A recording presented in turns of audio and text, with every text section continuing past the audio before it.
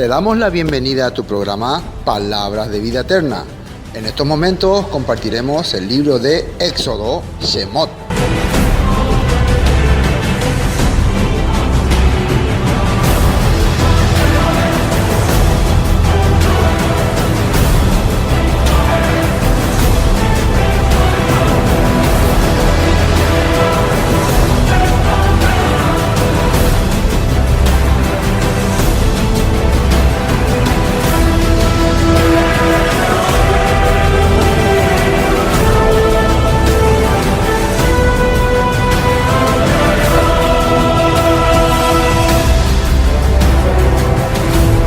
Libro segundo de Moisés. Éxodo, capítulo 32. Bueno, vamos a ver Éxodo 32. Habíamos terminado en el 31 que decía sobre el día de reposo como señal, como marca. ¿Qué era la señal? Una marca, algo que le va a identificar. Entonces uno puede pensar que el Shabbat, o sea, el acontecimiento, todo lo que uno hace, el dejar de trabajar o hacer la cena, todas las actividades que hacen en Shabbat, no es lo que te hace espiritual, sino el Shabbat mismo es lo que es espiritual, el momento ese que vos estás teniendo. Entonces todo lo que vos haces, todas las acciones, el dejar de trabajar, quiere decir que vos estás en el Shabbat. Son como señal nomás, son como identificatorio. Pero el que vos estés participando, esté dentro del Shabbat, eso es lo que te bendice. Igual que mucha gente guarda mandamientos, guarda todas las cosas, pero su corazón no está en el día de reposo o en el día del reino, o en el tiempo en que el Mesías ha reinado. Acá, por ejemplo, dice 15, 6 días se trabajará, mas el día séptimo es día de reposo, consagrado al Eterno. ¿Cuál consagrado? Día de reposo quiere decir día en que uno cambia su dirección. Ya no mira más lo cotidiano, sino mira diferente. Y consagrado es algo especial para el Todopoderoso. Entonces, tu dirección ya tiene que estar enfocado hacia el Todopoderoso, al Eterno. Dice, cualquiera que trabaje en el día de Shabbat y dejará de pertenecer al pueblo. Así se puede entender. Acá dice ciertamente morirá. Guardarán, ¿qué quiere decir eso? Van a cuidar, van a proteger. Pues el día de reposo, los hijos de Israel, primeramente los hijos de Israel. Entonces, el que no se identifica con Shabbat, el que le parece que es pérdida de tiempo, no hay problema. No tiene nada que ver, no va con Israel. Hay muchas personas que no se identifican o piensan que uno le quiere obligar a que guarde el Shabbat. Nosotros no le tenemos que obligar a nadie. ¿Por qué uno guarda el Shabbat? ¿Por qué uno guarda el Shabbat? ¿No? Si una persona siente que es parte del pueblo de Elohim, del pueblo de Israel, que es parte de las promesas de Abraham, va a querer guardar el Shabbat. Va a desear guardar el Shabbat. Y si alguien le obliga por motivo de trabajo, va a anhelar un día ser libre de ese trabajo. No quiere decir que tiene que dejar su trabajo, pero va a anhelar eso. Ese es uno de los puntos importantes. Por eso dice, guardarán pues el día de Shabbat los hijos de Israel celebrándolo. ¿Qué quiere decir celebrándolo?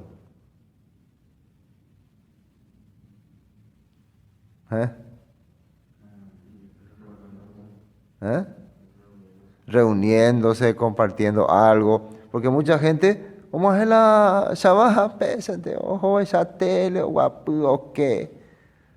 El día de tu cumpleaños, ¿vos qué haces? No, vamos de cumpleaños, vaya, pues, joder, ¿qué gente esa? No. No, es guapo de compartir. Bueno, dice celebrándolo. La fiesta bíblica también. La fiesta bíblica uno tiene que esperar el día que está llegando. Como estamos esperando nosotros ahora en la fiesta de Shavuot. Los que se sienten israelitas viven así. los que sienten que han sido redimidos por la sangre de Yeshua y han sido injertados al pueblo de Israel, tienen ese deseo y ese pensamiento. Ahora, una vez más les digo, si hay personas que no tienen ese corazón, y máximo lo que podemos hacer es orar por ellos para que se den cuenta, pero nosotros no le podemos estar obligándole a la gente a que haga lo que no quiere hacer. Ahora podemos enseñarle lo importante que es, el valor que tiene. Entonces dice, celebrándolo por sus generaciones, por pacto perpetuo. Y dice, señales para siempre entre mí y los hijos de Israel, porque en 6 días hizo el Eterno los cielos y la tierra, y el séptimo cesó y reposó. Cesó, freno, hizo alto y reposó, quiere decir ya dejó de poner atención en las cosas cotidianas y su mente se concentró en el Todopoderoso. Bueno, y finalmente dio a Moisés cuando acabó de hablar con él en el monte Sinaí, 2 tablas del testimonio, tablas de piedra escritas con el dedo de Elohim. Y hay una cosa interesante con estas tablas de piedra, que la pasada por falta de tiempo no comentamos, que los primeros mandamientos, todo se enfatiza en Elohim, ¿verdad? Los primeros mandamientos, no amar a Dios con todo tu corazón, ¿no? No tener imagen, no deshonrar su nombre y guardar su día de reposo. Son los primeros mandamientos, se relaciona netamente con el Todopoderoso. Si nosotros analizáramos esas 2 tablas, ¿por qué no le dio en una tabla todo junto? Porque podemos pensar que proféticamente el Padre ya estaba viendo que su pueblo iba a tener 2 características de rebelarse contra él. Y esa iba a ser su identificación. Uno, iba a estar más en contra de lo que al Padre le agrada. Iba a rebelarse más en contra de lo que al Padre le agrada y iba a enfatizar más en lo segundo. Y el otro iba a ser al revés. Iba a aparentemente estar muy bien con el Padre, aparentemente servirle muy bien al Padre, pero en lo que se relaciona a trato con el semejante, iba a ser desastre. Por ejemplo, los fariseos, los judíos, ellos cómo era su vida. De apariencia, Adonai, Adonai, Adonai, ¿no? Bien, ellos guardaban el Shabbat, ellos no querían ni siquiera pronunciar el nombre para no deshonrarle. ¿Qué otra cosa hacían también? Solamente amaban al Todopoderoso, no se contaminaban con nada, no tocaban nada inmundo, no querían acercarse a nadie. Y ¿qué otra cosa más hacían? Enseñaban la Torá, sí. Todo lo que se relaciona al Todopoderoso era muy fiel. Entonces parece que al ver así, vemos al pueblo de Judá muy fiel. Pero en el otro sentido, en la parte de amarás a tu padre, por ejemplo, honra a tu padre y a tu madre, ahí ya fracasaban porque tenían una ley alágica que decía que si uno quiere servir a Elohim, ya no necesita servir a sus padres. Y Jesús le recriminó eso, de entrada. Y en el caso del prójimo, menospreciaban a los samaritanos. En el caso de no robarás, ¿robaban ellos? Robaban, engañaban, estafaban, cometían, ¿cómo se dice? Fraude. Y el otro mandamiento que dice ahí, no mentirás. ¿Ellos mentían? ¿Mentían o no? ¿Se acuerdan que le dijeron a los soldados que le digan a Poncio Pilato? Díganle que los soldados llevaron. Para ellos no era problema decir falsedades. Le acusaban injustamente a Yeshua, o sea, hablaban falso testimonio. Falso testimonio. Codiciaban, también codiciaban. Vivían bajo codicia. Entonces, claramente podemos ver que esos mandamientos que se tratan del prójimo, de la hermandad, de la igualdad entre los hombres, el judaísmo o el pueblo de Judá perdió. Pero eso es lo que el cristianismo más enfatiza, ¿no? Tenemos que tener amor, tenemos que tener comunión uno con otro, valorar a los padres, valorar a la familia, la hermandad, ayudar al prójimo. El cristianismo eso enfatiza mucho. Pero cuando vamos a hablar de las fiestas bíblicas, vamos a hablar de, ¿qué otra cosa? Del Shabbat, ahí como que ya no le gusta. Entonces, esas dos tablas tienen un mensaje profético, de que sí o sí el pueblo de Israel se iba a dividir en dos, ¿cómo se puede decir? En dos bandos, en dos puntos. Uno, los que iban a adorar a lo eterno. Así, bueno. Entonces, le dio las dos tablas. Continuando, ¿no? Después dice, viendo el pueblo que Moisés tardaba en descender del monte, se acercaron entonces a Aarón y le dijeron, levántate y haznos dioses. Levántate y haznos dioses. Estábamos analizando que las dos tablas pueden representar una sombra profética de que el pueblo se iba a dividir ya en dos porciones, porque le entregó dos tablas, ¿no? En dos porciones, y que iban a ser, que se iba a identificar por las características de estos mandamientos que estaban en esas tablas. Porque cuando vemos los primeros mandamientos, se relacionan netamente con el servicio al Todopoderoso. Amarle con todo el corazón, no tomar su nombre en vano, guardar el día de reposo, no tener imágenes. Todos estos mandamientos, ¿qué porción del pueblo de Israel los guardaba celosamente? ¿Qué porción del pueblo de Israel? Eso lo agarró ahí. Judá era celoso por estos mandamientos. Pero cuando llegamos a la segunda, ¿pero qué pueblo, qué parte no consideró esto? Israel. Cuando se aparta, menosprecia el nombre, menosprecia el día de reposo, menosprecia, tiene imágenes, una de sus características, tiene imágenes. No le ama a Dios con todo su corazón porque tiene un montón de otras creencias. Ahí se identifica claramente. Pero en la cristiandad, ¿qué es lo que más se enfatiza? ¿En qué más el cristiano enfatiza cuando habla? En amarle al prójimo, en respetar a los demás, en servir a los padres, la familia, en ayudar a la gente necesitada, en no odiar, no codiciar, no mentir, no adulterar. Todo esto el cristianismo enfatiza fuertemente. Pero ¿qué parte rechaza? Shabbat, el nombre, Adonai, y la imagen, la idolatría. Eso lo agarra completamente. Entonces, vemos que ya había una sombra profética en estas dos tablas. Estamos queriendo enfatizar las dos tablas. Para entender un poco el porqué de dos tablas. ¿Por qué en una tabla nomás? ¿O no entró todo en una tabla? ¿Por qué en dos tablas? Bueno. Y también nos acordamos cuando Yeshua le exhorta a los fariseos, porque ellos ni siquiera querían guardar el mandamiento de honrar a los padres. Hasta habían creado una ley que decía que el que quería servir al Todopoderoso podía fácilmente abandonar a sus padres o dejar de ayudarle. Ahí ya podemos ver claramente que ellos como que no tenían en cuenta. Mentir era fácil para ellos. Mentir. Y si vamos al adulterio, ¿cuál era la práctica común en aquel tiempo? Yeshua les dijo, no porque oíste que fue dicho cualquiera que cometa adulterio, ¿no? Será culpable. Pues yo les digo, cualquiera que mira una mujer para codiciarla, ya adulteró con ella en su corazón. En aquella época, el judaísmo, especialmente los líderes, tenían el concepto de que si su esposa fallaba en cualquier cosa, como dice la Escritura, en cualquier punto ya, carta de divorcio. Pero antes de eso, ellos ya estaban fijando la mirada en otra candidata. Cuando dice cualquiera que mira a otra mujer, no se refiere simplemente a que pasó una chica y le miraste, qué guapa. No es a eso.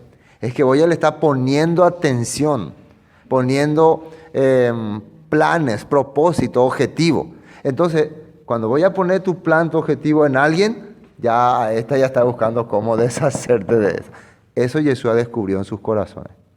Esto están ahí ustedes haciendo y no se dan cuenta. De la misma forma, no matarás. Nuevamente le dice a los judíos que, oíste que fue dicho, no matarás, pero yo os digo que cualquiera que se enoje, que despierte ira, ya ha cometido homicidio. ¿Por qué? ¿Cómo es que empezaban ellos a tener el deseo de matarle a alguien? ¿Porque quebrantaban los mandamientos nada más? No. porque le molestaba, porque le interrumpía. Especialmente a quienes odiaban los judíos y los líderes religiosos, a los que se rebelaban contra su sistema, a los celotes o a los esenios. Entonces le empezaban a considerar como rebeldes, como culpables. Hay pruebas de que cuando empezó el movimiento de los fariseos antes eran los más, se puede decir, espirituales, y los saduceos eran como tipo líderes nada más. Ellos empezaron a ejecutarle o a perseguirle, a los esenios también, con la ayuda de los romanos. Entonces el problema no era solamente que estaban haciendo cosas religiosas, sino que le empezaba a molestar en sus corazones su actitud, le era molestia. Entonces ya, como que dicen en la mafia, debemos deshacernos de esta basura, ¿no? Lo mismo hicieron con Yeshua. Primero era que algunas molestias, le desenmascaraba, le decía sus verdades, y después que ya planearon, cuaya yucata cotipo coa. Bueno, perfectamente vemos entonces esos dos polos. Sin embargo, vemos lo contrario entre los gentiles. Tal vez ellos no saben de Shabbat, tal vez ellos no saben del nombre sagrado, tal vez no saben, tal vez adoraban imágenes, pero en lo que se trata del trato con el semejante, eran formidables. Ellos se arrodillan. ¿Se acuerdan de Cornelio? Llega Pedro y él ya se arrodilla ya ante él. Le servían, toda mi casa es tuya. Tenían otro corazón, otra forma de entender. Lo humano entendían muy perfectamente, pero les faltaba servirle al Todopoderoso. Entonces faltaba que venga un mediador y una los dos pueblos, y ese era Yeshua. Y eso es lo que ahora está ocurriendo también. Amén. Bueno, hicimos otra vez un resumen para entender ese punto.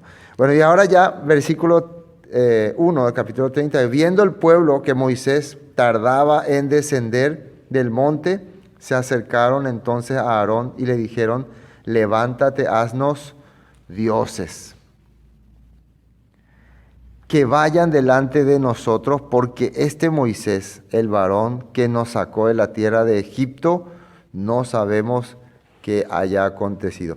Lo que uno puede notar acá de entrada es que ellos le están comparando a Moisés con dioses, porque para ellos Moisés no es solamente un hombre común, es como una fuerza porque dioses quiere decir fuerza, poderes, porque ellos vieron poderes manifestarse a través de Moisés, ellos vieron todas las cosas que ocurrió. Entonces ahora no está más Moisés, entonces como que necesitan confiar otra vez en algo que tenga poder. ¿Y por qué precisamente hablan de dioses y se refieren, lo que va a aparecer acá es imagen? Porque toda su vida eso es lo que ellos vieron. Todos los poderes representados en una imagen, en alguna figura. Eso es lo que ellos aprendieron de Egipto, eso es lo que ellos entendieron. Pero ellos acá están queriendo al Dios de Israel, al Elohim de Israel, están queriendo representar. Moisés era la representación del Elohim de Israel para ellos. Y ahora Moisés desapareció, entonces ellos necesitan otra representación de ese mismo Elohim, pero en alguna figura. Ellos no están queriendo cambiar de deidad, no están queriendo adorar a los dioses egipcios, pero están queriendo seguir sus prácticas. Y ahí comienza el desvío. Ahí empieza la corrupción. Ahí empieza uno a salir del plan que el Padre estableció. Por eso entre los mandamientos que le había dado cuando les habló del monte Sinaí estaba: no te harás imagen de ninguna de las cosas que está arriba, en el cielo, ni abajo. Pero antes de eso, ¿qué había? ¿Qué primer mandamiento había? Que tenían que amar solamente al Señor con todo su corazón. No tenían que confiar en otra cosa. Al dejar de confiar en el Todopoderoso, en lo que Él le habló, ya empezarían después a querer ponerle figura. Al empezar a mirar otra fuerza, ya le empezarían a querer dar imagen. Porque cuando Moisés se fue, dejó a Aarón como encargado. Ellos no podían mirar ese mandato. Bueno, primeramente así dice aquí. Después, bueno, le presionaron a Aarón y Aarón les dijo: Apartad los zarcillos de oro que están en las orejas de vuestras mujeres, de vuestros hijos y de vuestras hijas, y traédmelo. Una cosa extraña acá, ¿no? Acá dice que aparten, a ver, vamos a leer bien. Los zarcillos de oro que están en las orejas de vuestras mujeres, normal, de vuestros hijos y de vuestras hijas. ¿Los hijos también usaban arete? Sí, usaban. En aquella época usaban, ¿no? Eran costumbres, pero no era una costumbre que se había establecido religiosamente, era una costumbre de los pueblos. Entonces no era nada raro usar arete, todas estas cosas, ¿no? ¿Me entienden, no? Para que podamos entender nomás ese punto. Hoy en día, con eso no estoy incentivando a que usen arete, ¿no? Pero hoy en día nosotros como que condenamos mucho, ¿no? A la persona cuando le vemos así que tiene algunas cosas, hereje, Satán. Pero ¿cómo vamos a tomar en cuenta esto entonces? No, pero la Torá, ese era... Claro, no está, hoy ya no cuadraría, ¿no? No cuadraría que tengamos por, ¿cómo se puede decir? Por nuestra costumbre, ¿no? Nuestra costumbre no es verle a un hombre usando arete. En esa cultura de ese tiempo era normal usar, ¿no? Pero en este tiempo como que ya... Pero para tener en cuenta nomás eso también. Nosotros cuando vemos que alguien usa, no es como para mandar al infierno ya.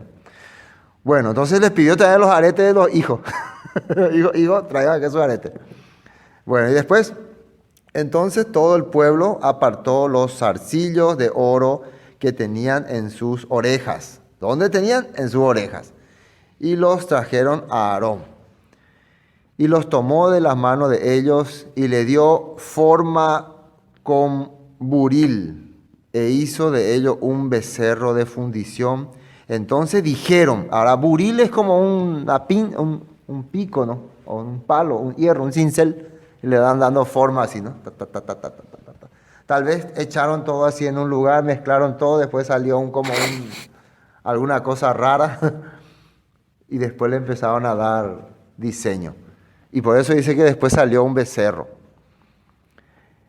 Y él los tomó de las manos de ellos y le dio forma con buril e hizo de ello un becerro de fundición.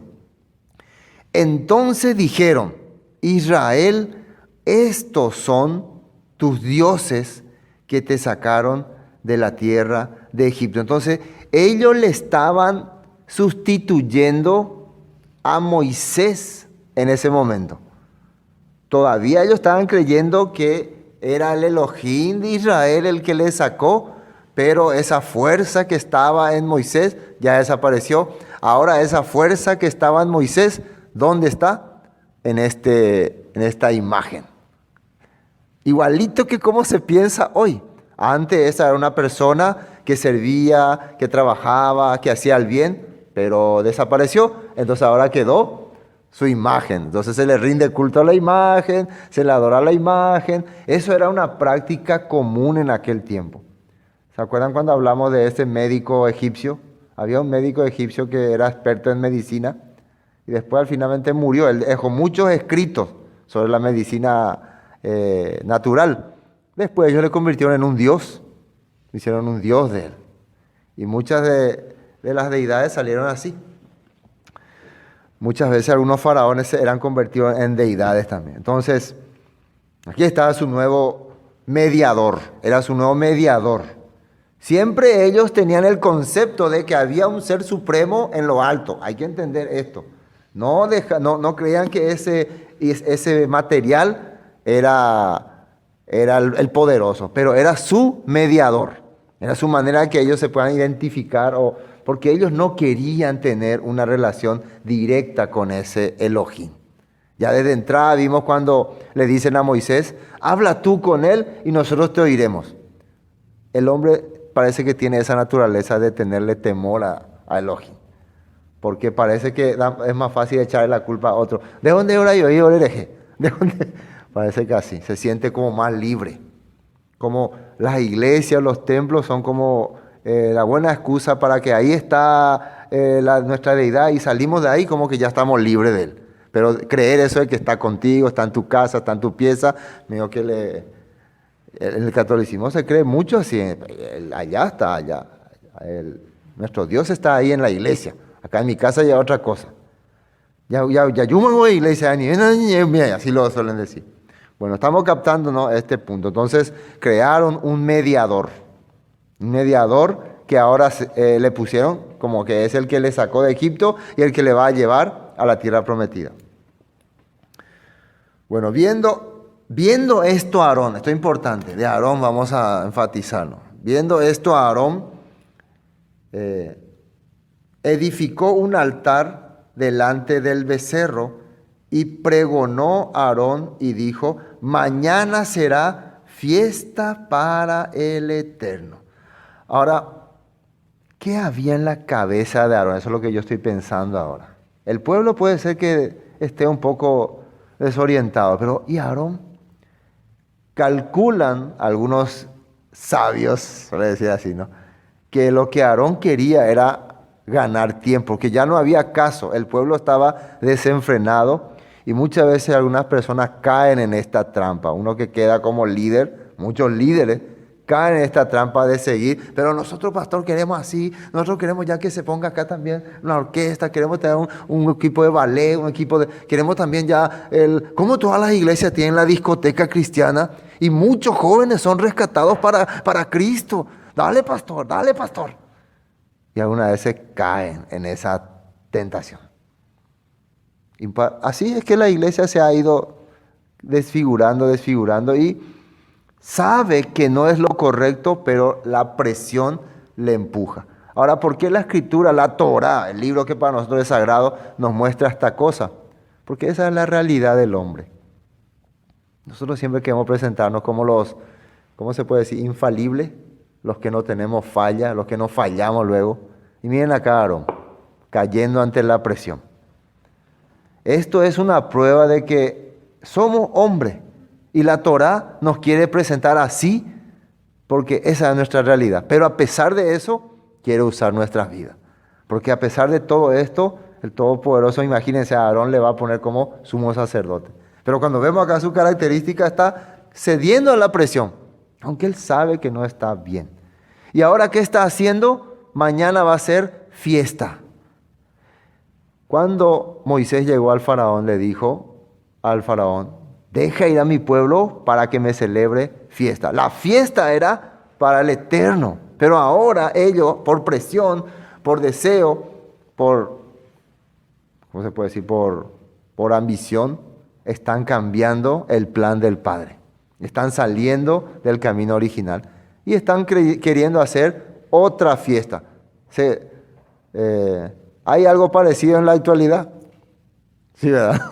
Se hacen otra fiesta, otra cosa, lo que el pueblo, que no, nosotros queremos celebrar la fiesta a San Juanito, a San Benito. De esta manera, hacer como ellos quieren. Y le presionan y presionan. Nosotros queremos celebrar Halloween. Hay iglesia evangélica que celebra Halloween. Presionados. O carnaval. O hasta hace tiempo, una de las congregaciones donde nosotros estábamos, la Navidad era algo que no se tenía que celebrar entre los creyentes. Pero pasando el tiempo, como esa iglesia creció tanto, tenía tanto ya auge, y la Navidad es algo tan comercial, que ya empezaron a celebrar, hasta a poner arbolitos en los templos, ¿no?, a disfrazarse de Papá Noel, todas estas cosas. Entonces, ceden a la presión, pero dejan lo que el Padre había establecido. Eso es lo que mucha gente cae, esa es nuestra realidad. Bueno, vamos a ver un poco este texto de Hechos capítulo 7. Hechos capítulo 7. Quiero mostrarle lo que Esteban le estaba diciendo al pueblo en ese tiempo. Imagínense, Esteban está sacando este texto justamente en el momento que él está sintiendo que lo mismo está ocurriendo en tiempo de Yeshua. Cuando le estaban interrogando los fariseos que le acusaban a él de ser, ¿cómo se puede decir?, de querer enseñar cosas diferentes a lo que dice la Torah. Y miren lo que él les dice. Hechos capítulo 7, desde el versículo 38. Este es aquel Moisés que estuvo en la congregación en el desierto, con el ángel que le hablaba en el monte Sinaí, y con nuestros padres, que recibió palabras de vida. Acá bien claro dice que lo que recibió Moisés fueron palabras de vida, no leyes gravosas, leyes anticuadas, no leyes que nos carguen. Dice palabras de vida. Precisamente ahora, ¿por qué va a venir una gran mortandad en el pueblo? Porque ellos están rechazando esta palabra. Esta palabra que ellos habían escuchado, ellos están rechazando, entonces va a venir gran mortandad. Dice, palabras de vida que darnos, el cual nuestros padres no quisieron, ahí dice, obedecer. No es que no pudieron, no quisieron obedecer. Nuestros padres no quisieron obedecer, sino que le desecharon y en sus corazones, ¿qué dice ahí? Se volvieron a Egipto.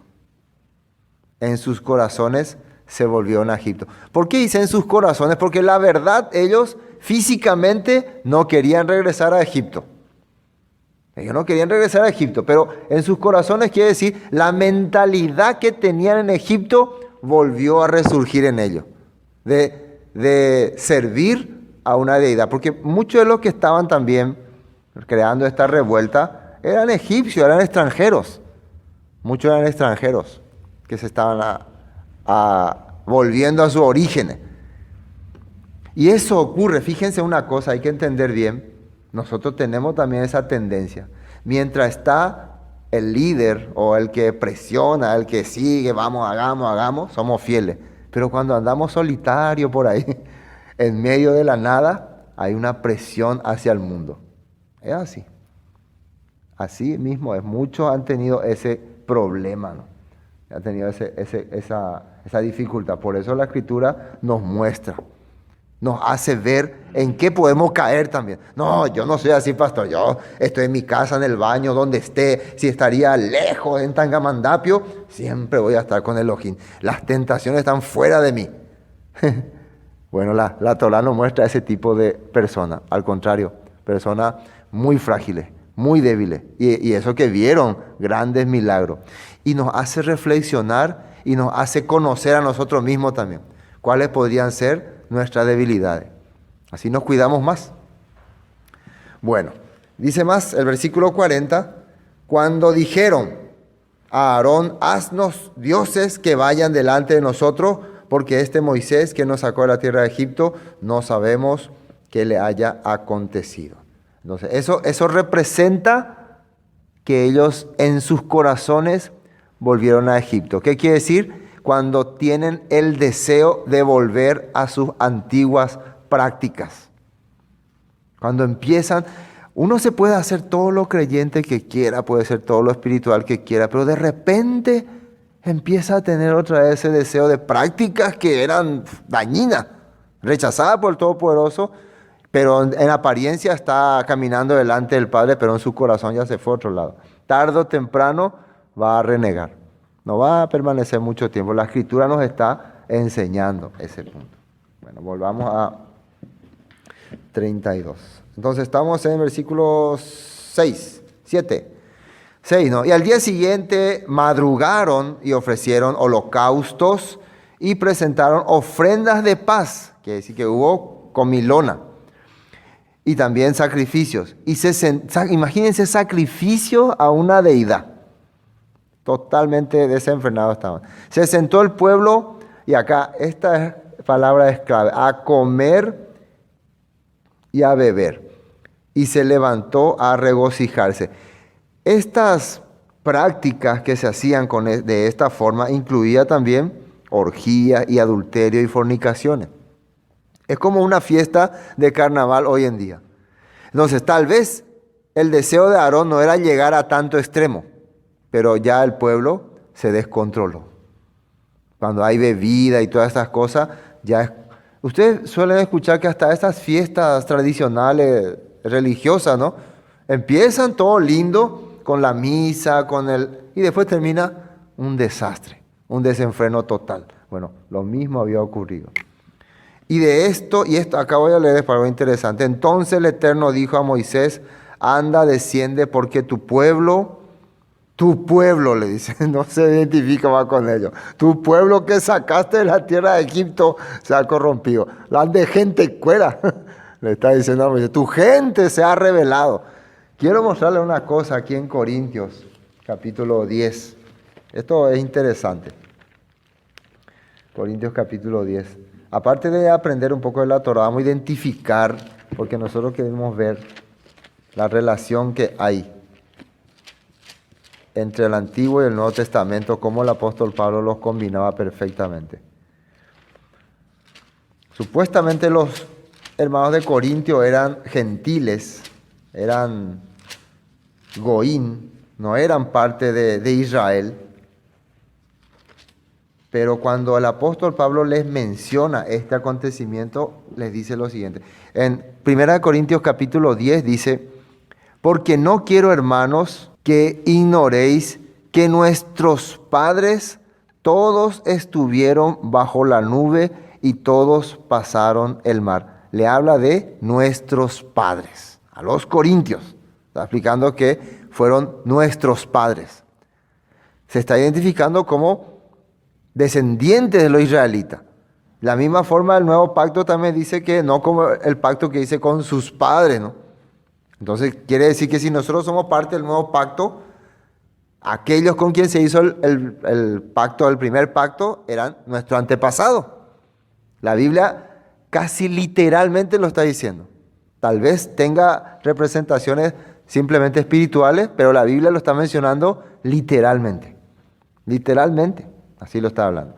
Y después el versículo 7, salteando, dice, ni seáis idólatras. Está hablando ya para esa descendencia, para el tiempo del apóstol Pablo. Ni seáis idólatras, como alguno de ellos, según está escrito, se sentó el pueblo a comer y a beber y se levantó a jugar. ¿Y por qué le dice esto a los corintios? ¿Cuáles eran las prácticas que ellos tenían con su idolatría? Fornicación, adulterio, terribles cosas. Lo terrible que era seguir la idolatría es lo que el apóstol Pablo está recordando que pasó en aquella vez. No simplemente porque están al lado de una imagen al que le están rindiendo culto, sino esa imagen implica desorden en la vida, corrupción en la vida. Entonces cuidado, porque lo mismo ocurrió con aquellas personas. Fornicaron, pecaron, se corrompieron. Dice acá, dice, ni forniquemos como algunos de ellos fornicaron y cayeron en un día 22,000. Esa es de otra parte también. Bueno, se está recordando de esta escena. Volviendo a Éxodo. 32. Ahora, ¿qué le dice el Eterno? Pronto se han apartado del camino que yo les mandé. Se han hecho un becerro de fundición y lo han adorado y le han ofrecido sacrificios y le han dicho, Israel, estos son tus dioses que te sacaron de la tierra de Egipto. Dijo más el Eterno a Moisés, yo he visto a este pueblo que por cierto es pueblo de dura cerviz. Esa palabra dura cerviz es indomable, como un caballo que se va hacia acá, que se va hacia allá y no se queda quieto. No quieren seguir mi línea. Y acá hay una cosa interesante, aparece la palabra camino.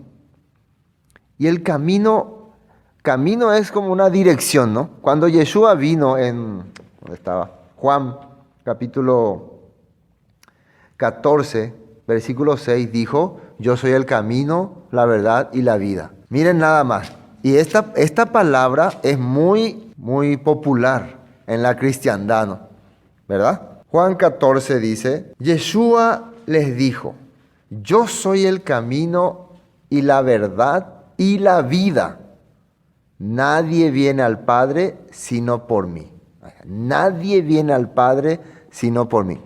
El Todopoderoso a Moisés le está diciendo, pronto se han apartado del camino. Esteban les dijo a ellos, a los fariseos, nuestros padres recibieron, el ángel le dio a Moisés palabras de vida, le dijo. Entonces, podemos entender que Yeshua aquí está hablando de que si es Él, nadie va al Padre sino por Él, se refiere a esas palabras de vida que Moisés recibió en el monte Sinai. Porque ¿de qué camino se estaban apartando los hebreos? Del camino que el Padre le había dicho, personalmente le había hablado cuando les habló en el monte Sinai, cuando se les apareció. No harás esto, no harás aquello, no harás esto, no harás aquello. Entonces podemos decir que ese camino son esos 10 mandamientos, o es la Torah, o es la Escritura, o son las instrucciones que el Padre ha dado. Entonces cuando Yeshua dice, yo soy el camino, alguien que entiende la Torah, entiende lo que ocurrió ahí en el monte Sinaí, va a entender que él está diciendo, yo soy la manera de regresar al Padre. Yo soy el retorno al Todopoderoso. Lo que ahora ellos están haciendo es queriendo ir al Padre a través de una imagen. Y eso Pablo dice que ellos dejaron la gloria al Todopoderoso e hicieron imágenes, adoraron la creación y dejaron al Todopoderoso. Bueno, continuemos. Entonces, pueblo duro de cerviz. Finalmente, versículo 10. Ahora pues, déjame que se encienda mi ira en ellos y los consuma, y de ti yo haré una nación grande. Ahora, acá dice que déjame, dice, como que parece que le está pidiendo permiso. Es como que depende de Moisés, si ustedes se fijan, depende de Moisés para que el Todopoderoso ejecute la ira. ¿Verdad? Así se entiende, ¿no? Déjame, ¿cómo se puede decir? Ese que quiere pelear y no se va todavía, sino, déjame que le voy a pegar a ese, déjame, así, con Don José, no quiere irse, pero, ¿conoce esa onda? No es que el Padre quiere destruirla a ellos, sino que se está como que responsabilizándolo a él. Quiero escuchar a ver qué dices, qué piensas. ¿Y qué cree usted? Parece como que cuadra para destruir a tal gente. Pero ahí aparece el corazón de Moisés, ¿no? ¿Qué le dice? Vamos a ir leyendo. Versículo. Ahora pues déjame que se encienda mi ira en ellos y los consuma. Y de ti yo haré una nación grande. Le da una promesa. Ya no serán los descendientes de Abraham, sino de Moisés. Los moisenitas. Será la fe que se le prometió a Moisés. Con él iba a comenzar un nuevo linaje, ¿no? Suena tentadora la oferta. Imagínense que hoy en día eso es lo que le encanta a muchos hombres, muchos líderes. Que ahora yo he visto que el mundo está corrompido, pero todas las iglesias están corrompidas, pero tú serás una nueva luz para el mundo.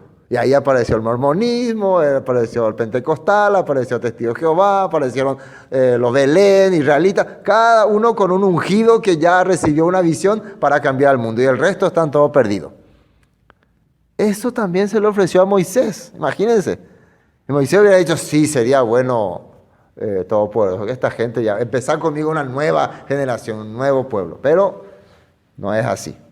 No es, entonces, ¿cómo se puede decir? Que no se nos ocurra pensar que somos los nuevos iluminados, la nueva luz de este mundo. Ahora la esperanza para los católicos y los evangélicos somos nosotros. No, nada de eso. Somos instrumentos nomás. Y donde el Padre crea que seamos necesarios ser usados, vamos a ser usados. Simplemente eso. Eso es nuestra función. Vamos a ver cómo reacciona Moisés.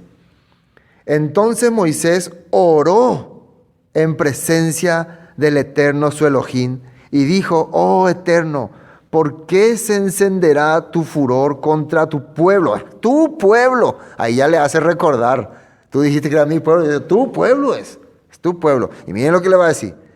Que tú sacaste de la tierra de Egipto con gran poder y con mano fuerte.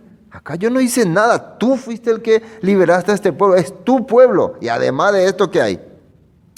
¿Por qué han de decir los egipcios, diciendo, para mal los sacó, para matarlos en los montes y para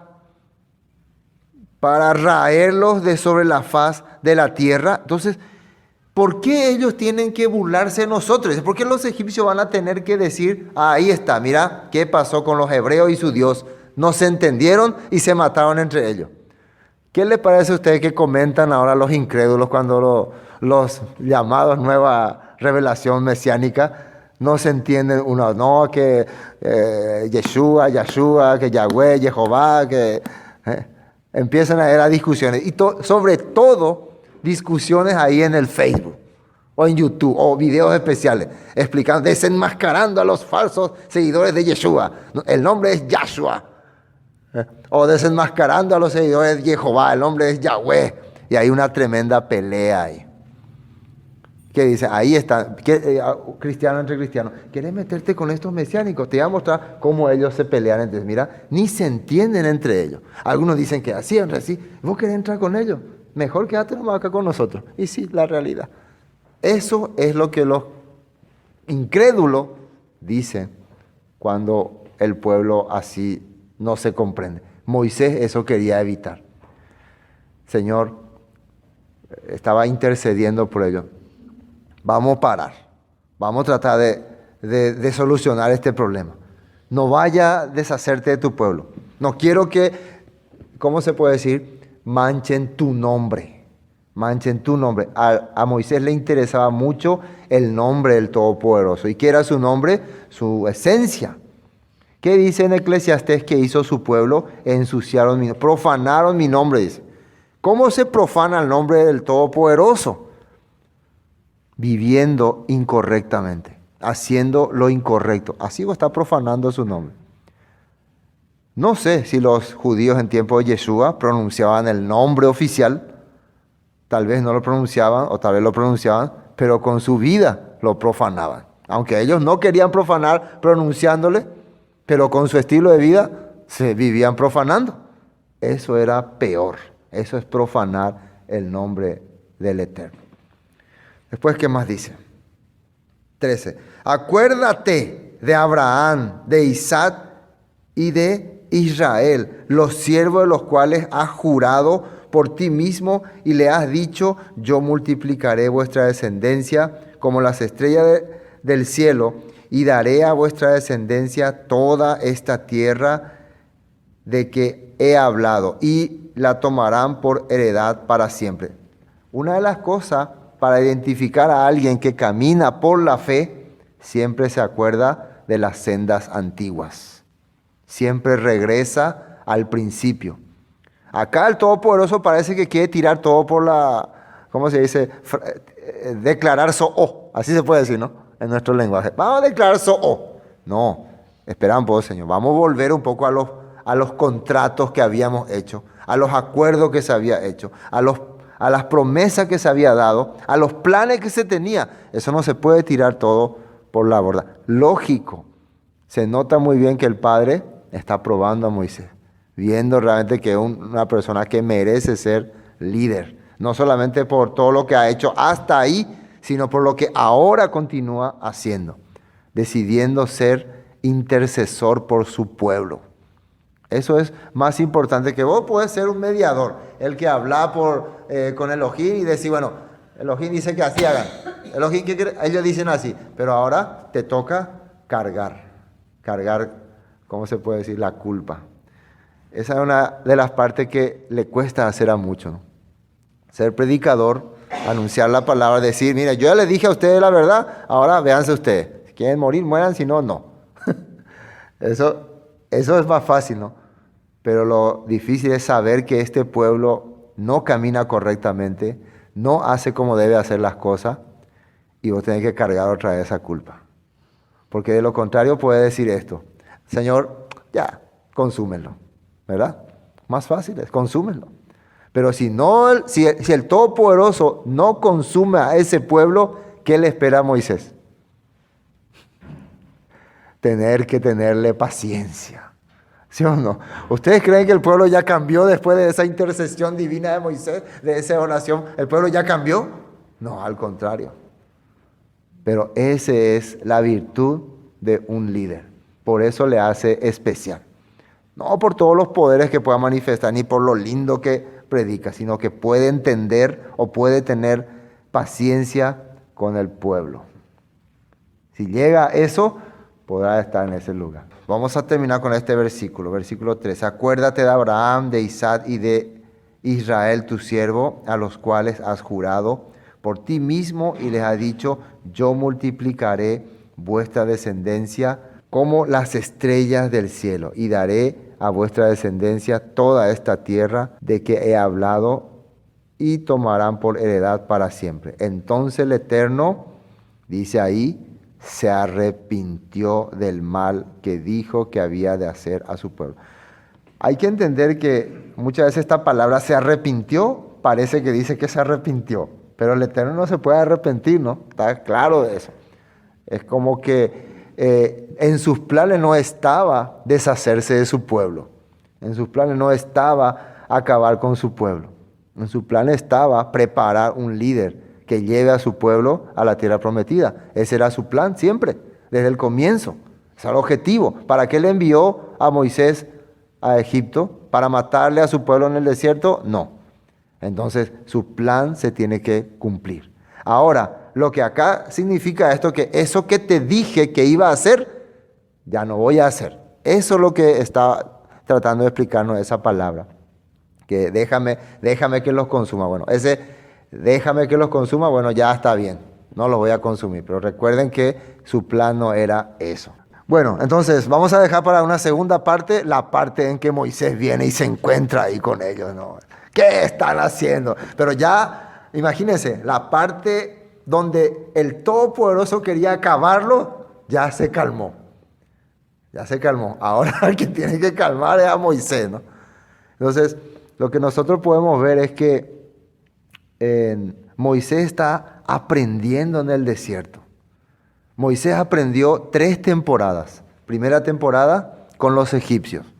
Aprendió destreza, habilidad, educación, cultura, clase, guerra, guerrero, todo lo que necesita una persona preparada. Después aprendió 40 años humillación, o sea, soledad, no ser nada, ser un simple pastor. Ni siquiera él era el dueño porque todo era de su suegro, él era solamente un trabajador. Aprendió a entender que todo lo que creía que era importante no vale nada. Aprendió a valorar las ovejas, ¿sí o no?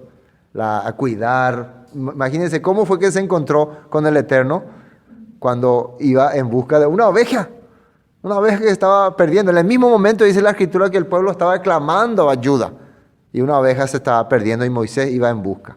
Aprendió eso y cuando 40 años ya un corazón de querer valorar la vida. Era un guerrero que descabezaba a casi 1000 soldados, ahora valoraba la vida de una oveja.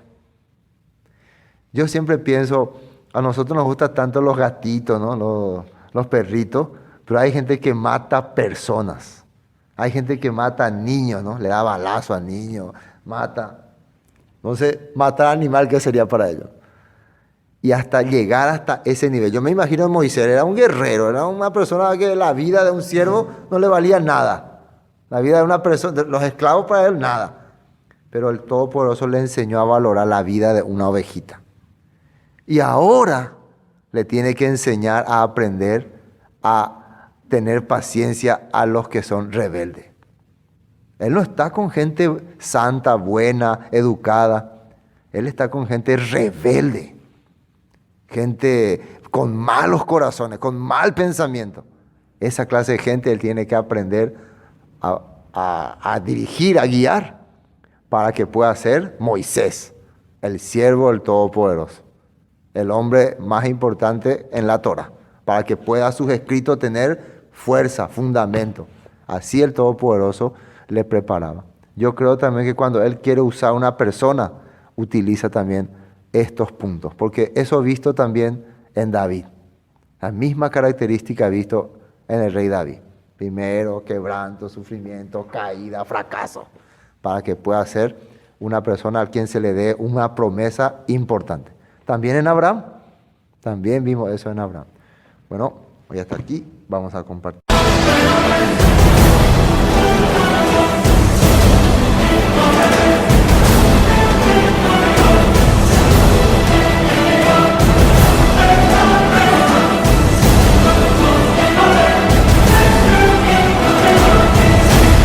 Esto fue Palabras de Vida Eterna, con el estudio del libro de Éxodo. Para cualquier información, 0981 60 46 77. Bendiciones y hasta pronto.